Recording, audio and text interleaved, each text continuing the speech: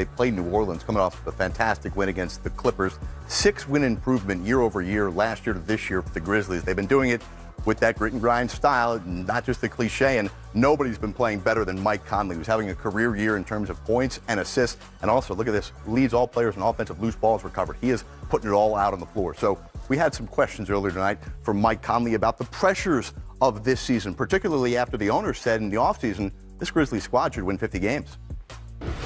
Yeah, I think guys, who we've put on this team this year, guys who we've signed in offseason, guys who have come back from injuries from a season ago, all have come back with a different sense of urgency, motivation. Not for any pressure from owners or coaches, but just putting pressure on our own self. Just knowing that we got to go out and do our own job to have a chance at winning and being successful in this tough league, especially in the West. So I think guys have just come back with a different mindset individually and have really gelled together quickly in the early part of the year. Mike, maybe I gave the basketball fans too much credit because I thought we were beyond this whole Mike Conley is the most underrated player thing in the NBA, right? Because I figured everybody knew how good you were when you're healthy. And now that you are healthy and now that you're putting up these numbers, it seems like you're not being shy. In fact, you're being proactive the last couple days and couple weeks to say how much it does mean to you to be an all-star. Why is it not only important to be an all-star, but important to voice your opinion on this?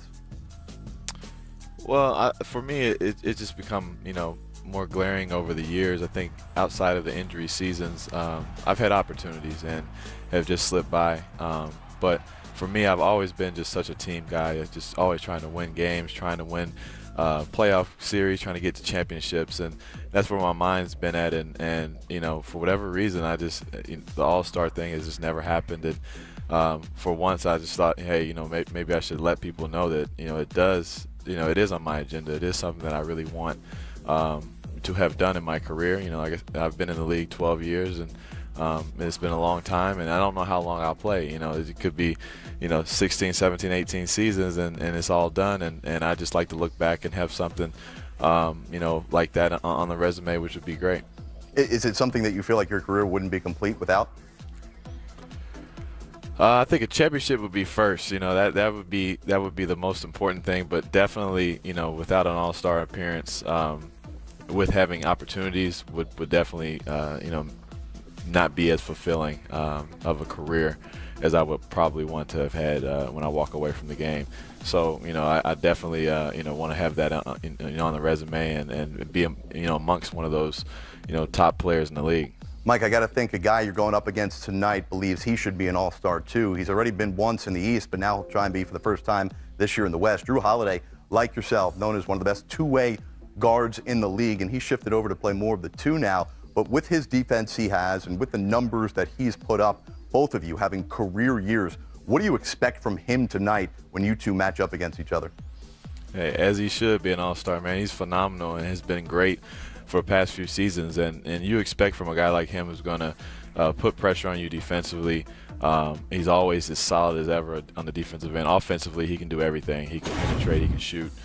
He makes plays for his teammates and plays with a great pace. He's very patient and plays under control at all times. So it's going to pose a challenge for all of us as guards tonight, dealing with him, and we're just going to do our best job defensively on him and hope that this night isn't as easy and comfortable as he'd like it to be. And the fans there are going to sell out the building tonight at Smoothie King Center, so they're trying to make it uncomfortable for you as well. We'll look forward to checking in on you on crunch time tonight. Mike, good luck. We appreciate you joining us, and control that pace tonight because they're going to try and run up and down the court on you. That's the plan. Thank you very much. There he is, Mike Conley. That's the answers. Trending! Going in the right direction for the league's hottest team, Denver in Charlotte tonight, trying to make it 8 straight. OKC and red-hot Paul George take on the Bulls, looking for a 5th straight. Meanwhile, weird home and home here. Got Lakers and the Spurs. LA trying for a 5th straight win. Meanwhile, Spurs come in hobbling, having lost 4 of 5. Speaking of hobbling, no team more confounding this year than the Houston Rockets. League best 65 wins last year. Now they've lost 6 of 8. And here's what Eric Gordon told The Athletic after last night's loss, getting beaten up by Utah. I have good games. We're just not using some of the guys the right way. Are we going to make the right sacrifices? Do we have the right attitude? These are questions that go beyond just X's and O's and can we be good enough. Eric Gordon, Sekou Smith, is letting us inside the locker room a bit here that we know there's something wrong. He's letting us know that they know something's wrong too. Yeah, and I don't think it's any secret in that locker room, Jared. They knew something was wrong the minute they finished last season in Game 7 of the Western Conference Finals on their home floor on the wrong side of the ledger. They allowed some pieces that helped them get that number one. Last year, career low in turnovers per game. This year, he's well over 120 turnovers per game. Everybody gets affected, though, Jared. Right. I mean, your performance around here is affected by more than just what Jared does. There are other people in the building who have to be a part of this. I know, hair people, makeup people. Exactly. Right, yeah, Miracle workers. So, I mean, you're going to have people around and make it all go. The Rockets messed with their chemistry when they didn't have to. They're paying the price for it now. Eric Gordon is just giving a voice to what we've all seen. We'll see what happens next for this Rocket team. Wow, they're off tonight, thankfully. I got a break from the Sekou. Appreciate you joining us. We'll check in on the MVP ladder on NBA.com. Don't forget, join us later on tonight on Crunch Time at 9:30 Eastern for the biggest moments of the night as they happen live. Sekou, as we leave tonight, we want to show you this. Oh, I got a jersey finally. Look at that. I love it. Get me on the fun bus down to Orlando. Down the top 10 plays from the past 7 days. Let's start at number 10. That makes sense. It's DeAndre Jordan. Inside on Leonard. Big dunk. That's an and one from DJ there. Put him right in the basket. That's nice. Big dunk on reaction. Yeah. Watch at number 9, Giannis Antetokounmpo, a little bully ball to a man who loves bully ball, Blake Griffin. Pushes him out of the way and throws it down on him. Gives him a little flex there, too. Yeah, that's Mario Hezonja's fault. Yeah. Sorry, Blake. Yeah. Right, you angered Giannis. Goodness. At number 8, we've got Monk going off the glass to Bridges, who's trailing. Nice. Kicks the feet up a little bit. Yeah, cocks it behind his head a little bit. Seeing the dunk contest. Yeah, I think we can almost lock that in at this point. Barring injury, he's got to be in this thing in Charlotte. You would hope so. He's had some great dunks this year. Watch this 6'10" man, Anthony Davis. The crossover. Oh! And then the dunk. And then the throwdown. Losing Frank Kaminsky. See ya, Frank. It's our 3rd and 1 here already in the top 10 plays. I see a theme. At number 6, we got a bunch of incredible fast break dimes. Marcus Smart on his back throws it ahead, and the Celtics finish it off in style.